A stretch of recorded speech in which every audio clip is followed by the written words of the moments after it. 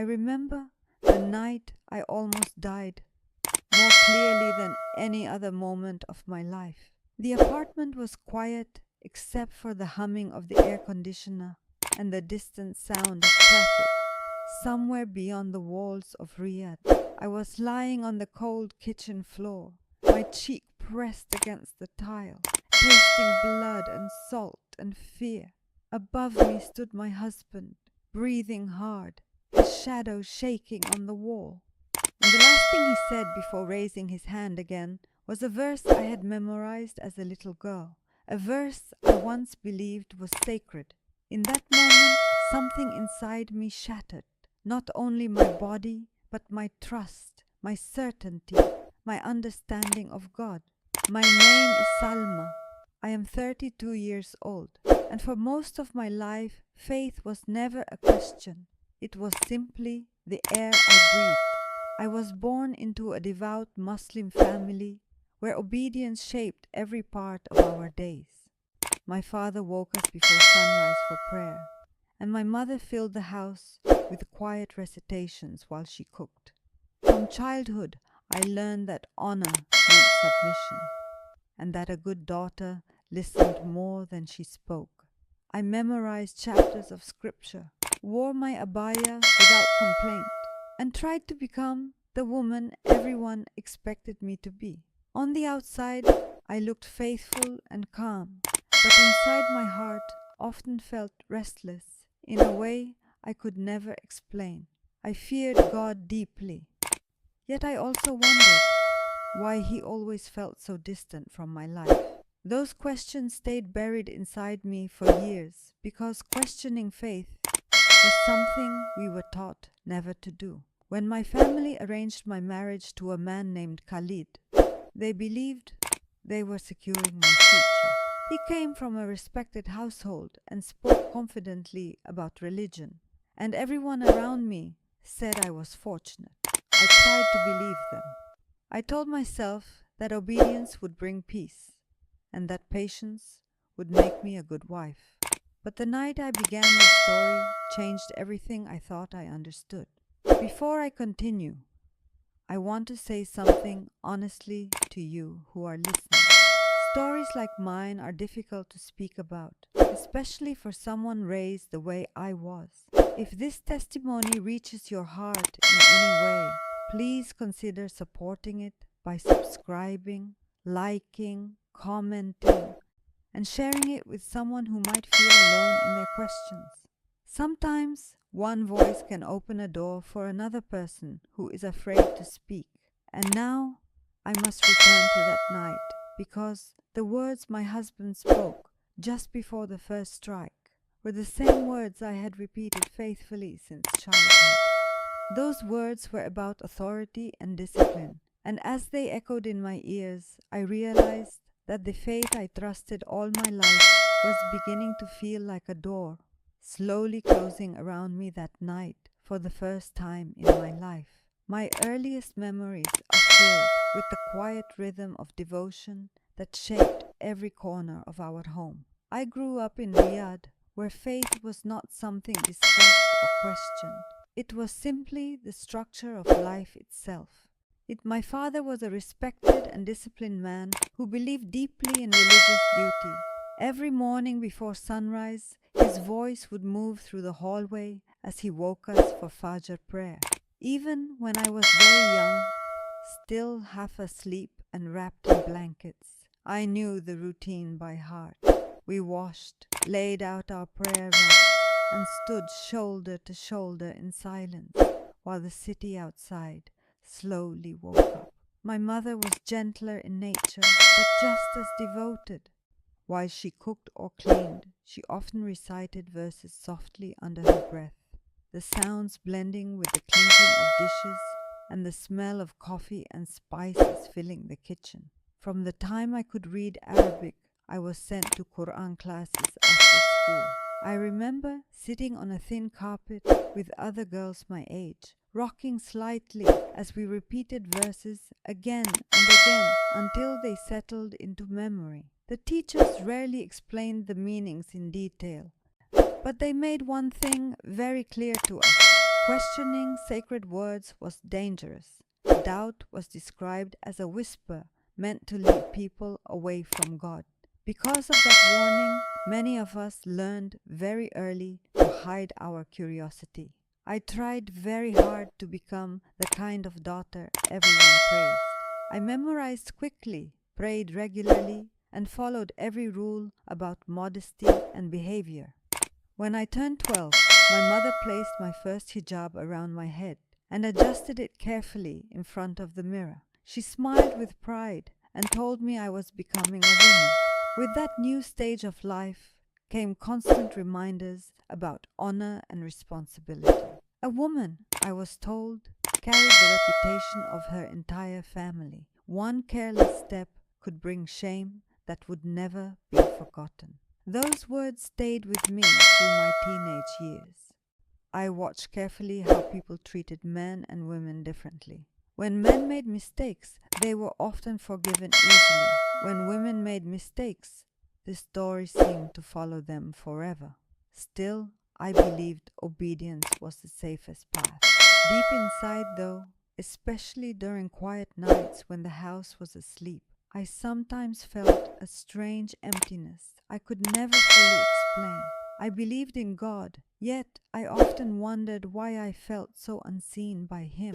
Those thoughts were small and private, like whispers in the back of my mind, and I pushed them away whenever they appeared. Life continued along the path my family expected. When I was 23, my parents arranged for me to meet a man named Khalid. He came from a respectable family and spoke confidently about religion and responsibility. My father seemed pleased with him immediately. My mother told me I was fortunate because many women hoped for a husband who took faith seriously. And during our meeting, Khalid asked very few questions about who I was as a person. Instead, he spoke about the importance of obedience and family structure. At the time, I interpreted his seriousness as strength. Everyone around me seemed certain that this marriage would be good for my future. I trusted their judgment because I had been raised to believe that parents knew best. When the wedding day arrived, I remember looking at myself in the mirror and quietly repeating the lessons I had been taught since childhood. Be patient, be respectful, be obedient. I truly believed that if I followed those principles faithfully, peace would eventually grow inside my new home. I did not yet realize that obedience alone cannot create love, and that sometimes silence allows deeper problems to grow unnoticed until the moment they finally break through the surface. The first months of my marriage passed quietly enough that I convinced myself everything would work out. Khalid was not a warm man, but he was polite in the beginning, and our life followed a predictable routine. He worked long hours and expected the house to be calm when he returned. I prepared dinner, kept the apartment clean, and tried to fulfill every expectation I had been taught a wife should meet. At first, I told myself that love would grow slowly with time. Many women in my family had said the same thing about their marriages. They believed affection could come later as long as respect and duty were present from the beginning. For a while, I held on to that hope because it helped me ignore the small things that started to feel uncomfortable. Khalid began checking my phone whenever he came home, scrolling silently through my messages and call history. If I asked why he was doing it, he would simply say a husband had the right to know everything happening in his household. I tried not to argue because I feared appearing disrespectful. Soon, the questions expanded beyond my phone. He wanted to know exactly where I went, who I spoke to, and how long I stayed outside whenever I left the apartment. Even visiting relatives required careful explanation. At first, he spoke calmly, but there was always an edge in his voice that made my stomach tighten. One evening, we were watching a religious lecture on television. The speaker was a well-known imam discussing the responsibilities of men and women in marriage. He spoke about guardianship and authority, explaining that men were responsible for guiding their wives and correcting them if necessary. Khalid nodded several times during the lecture and glanced toward me as if expecting agreement. When the program ended, he turned off the television and repeated the Imam's words almost proudly. He said a righteous household depended on a wife respecting her husband's authority without argument. I nodded quietly, even though something inside me felt uneasy. Over the following weeks, the rules inside our home grew stricter. Khalid began criticizing the way I spoke to neighbors, the way I answered questions during family visits, even the tone of my voice when I disagreed with him about something small. Each criticism came wrapped in religious language that made it difficult for me to respond. I had been raised to believe that challenging religious reasoning was a sign of arrogance. The first serious argument happened on an ordinary afternoon when I visited my cousin without asking Khalid first. It was a short visit, and I thought nothing of it until he came home and asked where I had been. The moment I explained, his expression hardened in a way I had never seen before. He said I had disobeyed him and that such behavior could not be tolerated. I tried to explain that it was only a family visit, but he interrupted me before I could finish. His voice grew louder as he reminded me that a husband carried authority in the home. Then he quoted a verse that I knew very well from my childhood lessons. Hearing it spoken in that moment felt strange and unsettling. The verse described how a husband should deal with a wife who refuses to obey. I had recited those words many times as a girl without thinking deeply about them, but hearing them now inside a tense argument felt different. Khalid repeated the verse slowly, as if emphasizing every syllable. Something cold moved through my chest because, for the first time, I realized those words were not simply part of distant scripture. They were being used as a warning directed at me. I felt confused and frightened, yet I forced myself to stay quiet because I believed arguing would only make things worse. Khalid eventually ended the conversation by saying he hoped I would remember my place in the future. The apartment fell silent afterward, but the verse he had quoted kept echoing in my mind long after he went to sleep. I tried to convince myself that I was overthinking the situation and that obedience would solve everything. Still, a small voice inside me whispered an uncomfortable question I had never considered before. What if sacred words could be used in ways that brought harm rather than peace inside a home? I pushed that thought away quickly because doubting scripture felt terrifying. Yet the seed of that question had already taken root inside my mind, and I did not know that very soon it would grow into something that would change the direction of my entire life. The night everything changed began like any other ordinary evening. The sky outside our apartment was already dark when Khalid returned from work, and I could tell immediately from the sound of the door closing that something was wrong.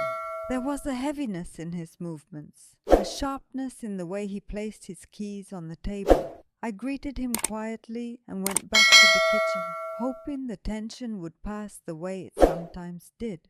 But that night, it did not pass. Khalid walked through the apartment, inspecting everything with a critical eye, pointing out small things that normally would not matter. The food was not warm enough. The living room was not arranged the way he preferred. Even the way I greeted him seemed to irritate him. I tried to stay calm and respectful because I had learned that silence sometimes prevented arguments from growing larger. Still, his voice kept rising as he spoke, each complaint sharper than the last. Eventually, he stopped in the doorway of the kitchen and looked at me with an expression that made my chest tighten. He said I had become careless and disrespectful in recent weeks. I felt confused because I had tried so hard to avoid conflict. My voice was barely above a whisper when I told him I was doing my best. The moment those words left my mouth, his face hardened even more. He stepped closer and repeated that I needed to remember my place in the household. Then he spoke the same verse he had used during our earlier argument, the words coming out slowly as if they carried authority that could not be challenged. My heart began to pound because I understood what he was implying. Before I could say anything else, his hand struck my face. The sound was louder than I expected, echoing in the small kitchen like a sharp crack. For a second, I felt nothing but shock. My mind could not process what had just happened. Then the pain arrived all at once, and I tasted blood in my mouth. I staggered backward and tried to steady myself against the counter, but Khalid stepped forward again. He said he was correcting me and that a husband had the responsibility to discipline a disobedient wife. The words sounded distant and unreal as another blow sent me falling to the floor. I remember curling into myself instinctively, my arms covering my head while tears blurred my vision. Fear flooded through me. But beneath the fear, something deeper was beginning to break. Each time he repeated the verse I had memorized as a child, it felt like another piece of my understanding of faith was shattering. Eventually, the apartment grew quiet again. Khalid walked away as if nothing extraordinary had happened, leaving me alone on the cold tile floor of the kitchen. My body ached, and my hands were shaking so badly that I could barely move. For a long time, I just lay there, listening to the sound of my own breathing and trying to understand how everything had reached this point. The words he had spoken kept echoing in my mind, mixing with memories of childhood lessons and recitations.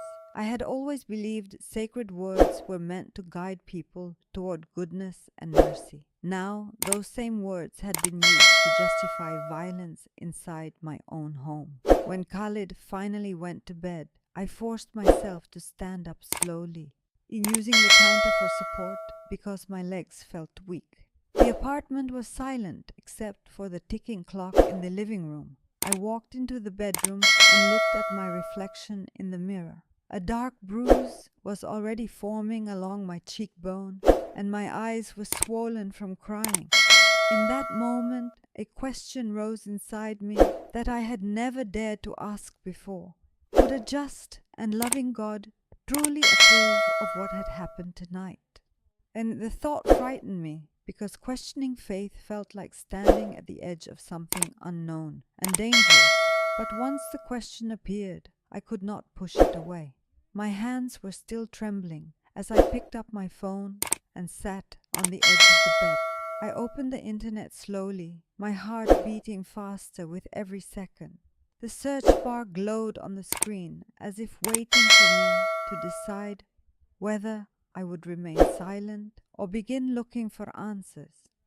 Finally, I typed the verse Khalid had repeated so many times and pressed search, unaware that this small act of curiosity would lead me down a path that would transform everything I believed about God, faith, and the meaning of freedom. I stared at the glowing screen of my phone for several minutes before I even began reading the results. My hands were still shaking and my cheek throbbed with pain, but something stronger than fear pushed me forward. The verse Khalid had used against me appeared again and again in different articles, commentaries, and religious explanations. At first, I only opened websites written by Islamic scholars because that felt safer, like staying within the walls of the world I had always known. Some writers explained the verse by saying the discipline it described was meant to be light and symbolic. Others defended the idea that physical correction was permitted under certain circumstances. The more I read, the more confused I became. Each explanation claimed to defend the same sacred words, yet they all sounded different. I had grown up believing that truth was clear and unquestionable, but now I was staring at pages of people arguing about meanings that seemed painfully real in my own life. My mind kept returning to the moment on the kitchen floor when Khalid said he was acting with religious authority. If the verse truly meant something gentle, why had it been used in a moment of anger and violence? I tried to push away the thought, but it kept returning like a quiet echo. The apartment remained silent around me as the night grew deeper. Khalid was asleep in the other room, completely unaware that I was sitting in the dark, questioning things I had never questioned before. I scrolled through more articles and discussions, my heart beating faster every time I encountered a perspective that sounded different from what I had been taught. Some writers insisted critics misunderstood the verse. Others said cultural practices had distorted the original message. Every explanation seemed to raise more questions rather than answers. Eventually, my search results began showing something unexpected. Among the articles about Islamic interpretations were discussions comparing the teachings of Islam with the message of Jesus in the Bible. The moment I saw those titles, I hesitated. Christians had always been distant figures in my life, people whose beliefs were rarely discussed in detail except as something separate from our own faith. My first instinct was to close the page immediately. Yet curiosity held my finger in place above the screen. I told myself I would only read a few lines just to understand what they were saying. The article described how Jesus spoke about mercy, forgiveness, and love in relationships. The tone felt different from the arguments I had been reading all night. It was not focused on authority or correction, but on compassion. I felt a strange mixture of interest and fear as I read those words. Part of me worried that even looking at this material was wrong, but another part of me felt drawn toward it in a way I could not explain. Eventually, I closed the article and sat quietly for a long time, trying to calm the storm of thoughts in my mind. Then I did something that would have terrified me only a day earlier. I opened the application store on my phone and searched for a Bible. My heart pounded so loudly that I was certain Khalid would hear it from the other room. The moment the download button appeared, I hesitated again, thinking about everything I had been taught about loyalty and belief. But curiosity won the battle. I tapped the screen and waited as the small progress bar filled slowly. When the download finished, I opened the app with trembling hands. The first passage that appeared on the screen was from the Gospel of Matthew. The words were simple, yet they carried a warmth that made my chest tighten with emotion. "Come to me, all who are weary and burdened, and I will give you rest." I read the sentence again slowly, almost whispering it to myself. My entire life I had heard about obedience, fear, and discipline. These words spoke about rest. I felt tears forming in my eyes without fully understanding why. Something about the invitation in that sentence touched the quiet emptiness I had carried inside my heart for years. I kept reading more lines from the same chapter, absorbing every word carefully, as if I had discovered something fragile and precious. The idea that God might call weary people toward comfort rather than judgment felt unfamiliar, but strangely beautiful. Eventually, I closed the app and placed the phone beside me, unsure what to think. The room around me was still dark and silent, yet my thoughts were louder than ever before. I had taken a step into territory I had always been warned to avoid. Part of me feared the consequences if anyone discovered what I had done, but another part of me felt a tiny spark of hope growing in the middle of my confusion. That night I fell asleep, wondering whether the gentle voice in those words might somehow be connected to the questions that had begun forming in my heart since the night everything changed. After that night, the Bible app on my phone became a secret I carried everywhere. During the day, I lived exactly the same way I always had. I cooked, cleaned, and spoke carefully around Khalid, making sure nothing in my behavior gave away the storm that had begun inside my heart. But at night, when the apartment finally grew quiet and the lights were off, I would open the app again and read slowly in the darkness. Each time I did, I felt both fear and curiosity twisting together inside me, and I was afraid someone might discover what I was doing. Yet, I was even more afraid of ignoring the questions that had started growing inside my mind. The words I read about Jesus felt different from anything I had known before. They spoke about mercy, forgiveness, and compassion in a way that was difficult for me to describe. Sometimes I would pause after a sentence and just sit there thinking about it, letting the meaning settle into my thoughts. One passage said that God knew every person by name and cared even about the small burdens people carried in their hearts. When I read that line, I felt something move inside me that I had not felt in many years. It was a feeling of being noticed, of being seen, not as someone who had to prove obedience, but as someone whose pain mattered. Still, I tried to convince myself that these feelings might only be the result of exhaustion or emotion after the violence I had experienced.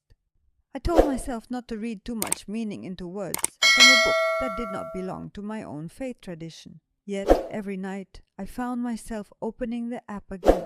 The gentle tone of those teachings felt like a quiet voice reaching through the darkness of my thoughts. About 3 weeks after I first downloaded the Bible app, something happened that I still struggle to explain even now. That night I had fallen asleep with my phone resting beside me after reading several passages about compassion and forgiveness. My dreams began normally at first, nothing unusual or frightening. But then the scene changed, and I found myself standing in a wide open field. The sky above me was bright in a way that felt peaceful rather than blinding. The air around me seemed calm and still, carrying a strange sense of quiet comfort that I had never experienced in a dream before. In the distance, I saw a figure walking slowly toward me.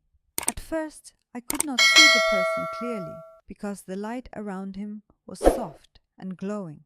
My heart began beating faster as he approached, not out of fear, but out of anticipation that I could not fully understand. When he came closer, I realized he was looking directly at me with an expression of kindness that felt deeply personal. He spoke my name gently, as if he had known me all my life. Salma, from hearing my name in that dream, sent a wave of emotion through my chest. I remember asking him how he knew who I was. His voice was calm and warm when he answered, "I have always known you." The words felt simple, yet powerful in a way that made tears form in my eyes, even inside the dream. Then he said something that I will never forget for as long as I live. "You are seen and you are loved." Those words echoed through the quiet field like a promise. In that moment, the loneliness I had carried inside me for years seemed to lift slightly, replaced by a feeling of peace that was both unfamiliar and comforting. The dream ended suddenly, and I woke up sitting upright in my bed with tears running down my face. My room was dark and silent, just as it had been before I fell asleep, but my heart was racing, as if I had just experienced something deeply real. For several minutes, I simply sat there breathing slowly and trying to understand what had happened. Part of me wondered if my mind had created the dream because of everything I had been reading. Another part of me felt convinced that the encounter had carried a meaning beyond ordinary imagination. My hands trembled as I reached for my phone and opened the Bible app again. I began reading the same passages I had explored earlier that night and searching for anything that might help me understand the dream. As I read about Jesus speaking to people with compassion and calling them by name, the memory of the dream felt even more powerful. Eventually, I closed my eyes and whispered a prayer that felt completely new to me. It was not a formal recitation or a memorized phrase. It was simply an honest sentence spoken quietly into the darkness of my room. Jesus, if you are real, please show me the truth. As soon as I said those words, a strange calm settled over my mind. I did not receive an immediate answer or hear a voice in the room, but the peace that followed the prayer felt steady and reassuring. For the first time since the night everything changed, I felt a small sense of hope growing inside my heart, even though I knew that hope might eventually lead me into a conflict with the people and traditions that had shaped my entire life. For a while, I managed to keep everything hidden. The Bible app stayed buried on my phone, and I only opened it late at night when Khalid was asleep and the apartment was quiet. During the day, I moved through my routine carefully, cooking meals, cleaning the rooms, answering questions politely whenever my husband spoke to me. From the outside, nothing looked different, yet inside me, something had already begun to change. The words I had been reading about Jesus and the memory of that dream lingered in my thoughts constantly. Sometimes while washing dishes or folding laundry, I would remember the sentence from the dream again.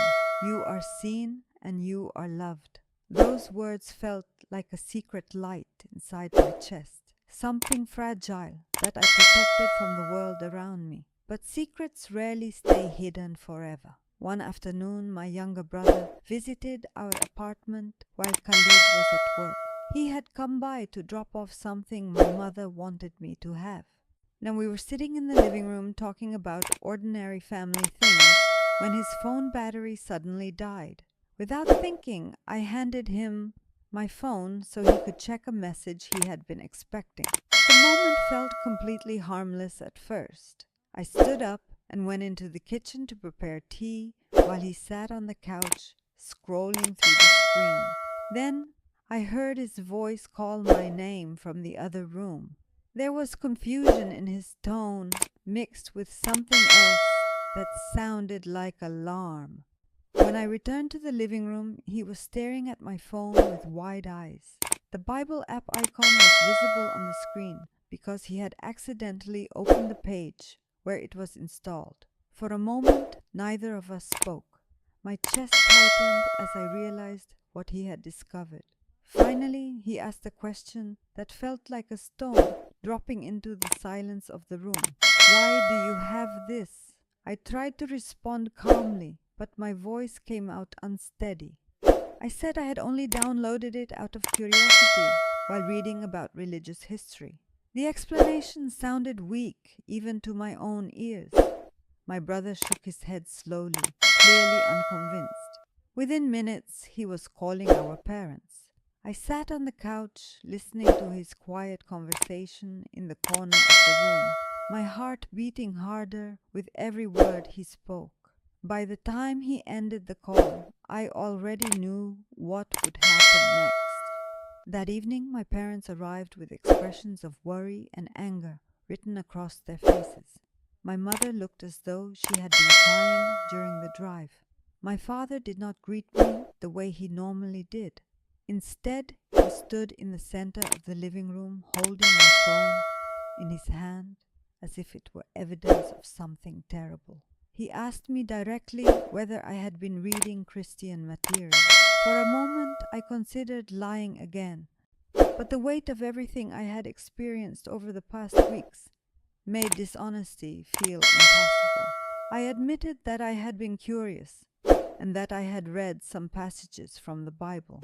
My father's reaction was immediate. His voice rose in anger as he spoke about betrayal and dishonor. My mother began crying quietly beside him, repeating that she had never expected something like this from her daughter. They told me that exploring another faith would bring shame upon the entire family. The words felt like blows, even though no one raised a hand against me. Eventually, my father said we needed guidance from someone who understood religious matters better than we did. The next day, he arranged for a local imam to speak with me privately. The meeting took place in a small office beside the mosque, where I had prayed many times throughout my childhood. The imam listened carefully while my father explained what he had found on my phone. Then he turned to me with a serious expression and began warning me about the dangers of abandoning the faith I had been raised with. He spoke about punishment and the importance of loyalty to tradition. I listened respectfully because that was how I had been taught to behave. Yet something inside me felt different from the way it once had. The more they pressured me to reject what I had been exploring, the more certain I became that the questions in my heart could not simply disappear. When the conversation ended, my father looked at me with disappointment that cut deeper than anger. His final words that day were clear and heavy. Forget these ideas, or you will no longer be part of this family. I sat in silence after hearing that sentence, realizing that the path I had begun walking might cost me the people who had shaped my entire life. That night, after the meeting with the imam, I returned to the apartment, feeling as if the ground beneath my life had shifted. The rooms were quiet, but the silence felt heavy with everything that had been said during the day. Khalid had heard about the situation from my father, and his attitude toward me had grown colder than ever. He barely spoke when he entered the apartment that evening, and when he did, his words were sharp and filled with warning. He said my curiosity had already brought embarrassment to the family, and that I needed to correct my path immediately before things became worse. I nodded quietly, because arguing would only create more conflict. But inside my mind, the storm of thoughts continued to grow. Later that night, after Khalid had fallen asleep, I sat alone in the living room with the lights turned off and my phone resting in my hands. The glow from the screen was the only light in the room. I opened the Bible app slowly, feeling both fear and determination at the same time. The words I had read over the past weeks had begun to reshape the way I understood God and my own worth as a person. Instead of only hearing about authority and punishment, I had encountered teachings about mercy, forgiveness, and compassion that felt deeply personal. One passage I returned to again and again described Jesus speaking about those who suffer because they follow what is right. Blessed are those who are persecuted for righteousness, for theirs is the kingdom of heaven. I stared at those words for a long time, letting them sink into my heart. My mind replayed the ultimatum my father had given me earlier that day. Forget these ideas or lose your family. The weight of that choice felt overwhelming. My parents had raised me, protected me, and guided every part of my life until now. The thought of being separated from them filled my chest with grief. At the same time, I could not ignore the peace I had felt when reading the teachings of Jesus, or the strange comfort that had come with the dream in which I heard my name spoken with kindness. I sat there for what felt like hours, thinking about everything that had happened since the night Khalid used scripture to justify hurting me. That moment had cracked open questions that could no longer be forced back into silence. If God truly cared about justice and compassion, then I needed to seek the truth, even if it meant stepping outside the boundaries I had always known. Finally, I set my phone down on the table and closed my eyes. The room was still and dark, yet my thoughts felt clearer than they had in weeks. I spoke quietly into the silence, not using any memorized prayer or formal language, only the honest words rising from my heart. Jesus, I do not understand everything yet, but I believe the peace I have felt while reading your words is real. I believe the love I sensed in that dream was not my imagination. If you truly are the truth, then I want to follow you, even if the path becomes difficult. The moment I finished speaking those words, a deep calm settled over me. It was not a dramatic feeling or a sudden vision, but a steady peace that replaced the fear that had been tightening my chest all evening. For the first time in my life, I felt that my faith was not something forced upon me by tradition or expectation. It was a choice I was making freely with my own heart. I knew the decision would carry consequences.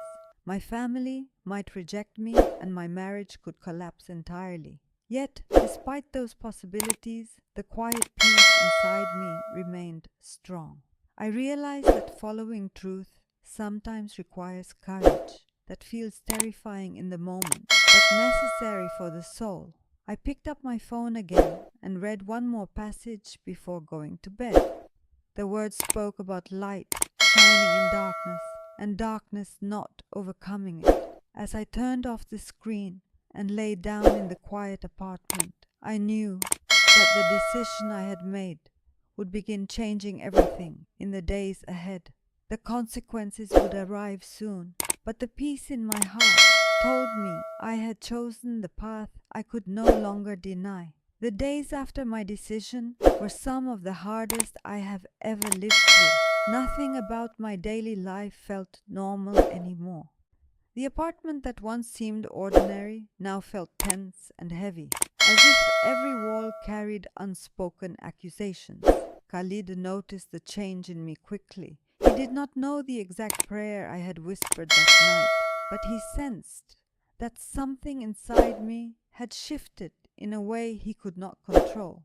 His patience grew thin, and his voice became sharper with every conversation. One evening, he confronted me directly in the living room. He asked whether I had abandoned the faith I was raised in. The question hung in the air like a weight pressing down on my chest. For a moment, I considered avoiding the truth just to keep the peace. But I knew that hiding any longer would only delay the consequences. My voice trembled as I answered him honestly.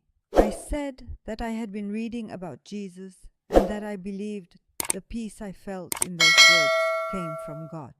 Khalid stared at me as if he did not recognize the person standing in front of him.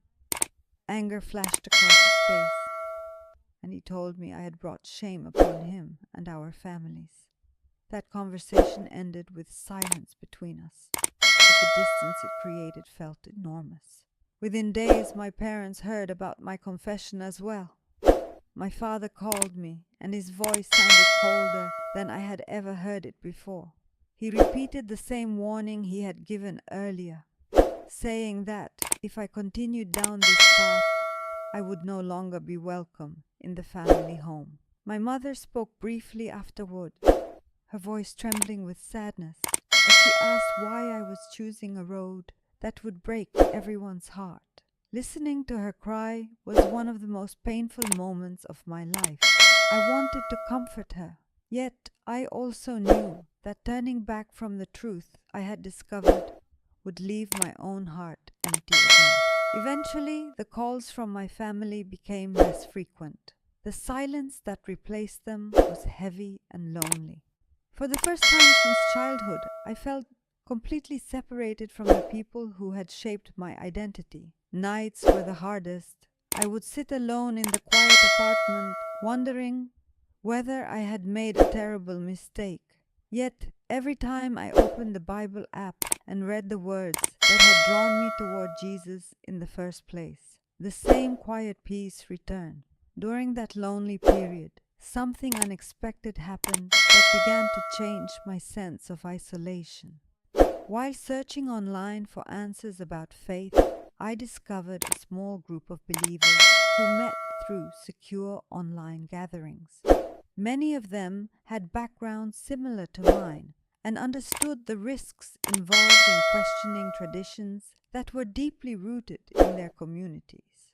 The first time I joined one of their meetings, my heart was racing with nervousness. I kept my camera off and listened quietly while others shared their experiences of searching for truth and finding hope in Christ. Instead of judgment, I spoke with kindness and patience. When it was my turn to introduce myself, I hesitated, unsure how much to reveal. But the warmth in their voices encouraged me to speak honestly. I told them my name was Salma and that I was struggling with the consequences of choosing to follow Jesus. Instead of reacting with shock or criticism, they welcomed me gently and promised to pray for my strength. That moment felt like the beginning of something new. Over the next weeks, I continued joining those meetings, slowly forming connections with people who understood the journey I was walking. They shared passages of scripture that spoke about courage and endurance during times of trial. They reminded me that faith sometimes grows strongest in seasons of loss and uncertainty. One evening, they invited me to watch an online church service together. As the music began and the words about God's love filled my headphones, I felt tears running down my face again. Just as they had the first night, I read the invitation to come and find rest. In that moment, I realized something powerful. Although I had lost the closeness of my biological family, I was discovering a new kind of family built on shared faith and compassion. The loneliness had not disappeared completely, but it no longer felt endless. For the first time since everything began, I sensed that my story might one day help someone else who felt trapped between fear and truth. That thought stayed with me as the days passed and slowly began giving me the courage to imagine speaking openly about my journey instead of hiding it forever. When I look back on my life now, it almost feels like I am remembering two different people. One version of me lived for years inside fear and silence, believing that obedience alone defined my worth.